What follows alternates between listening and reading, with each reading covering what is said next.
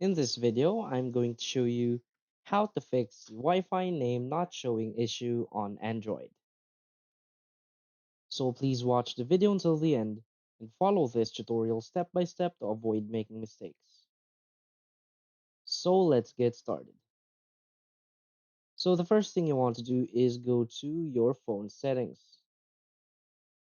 Now from here, tap on connections, tap on Wi-Fi.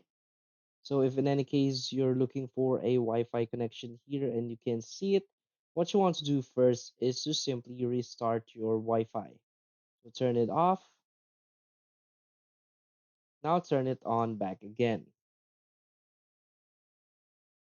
So if this doesn't work, what you want to do is go back.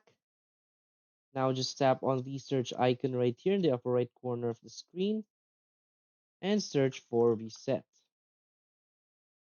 Now you will see the reset network settings right here. So simply tap on that, tap on reset network settings, and simply tap on this blue reset settings option.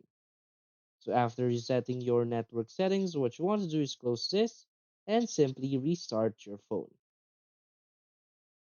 So that's it. So if you find this video helpful, please hit like and subscribe. Thanks.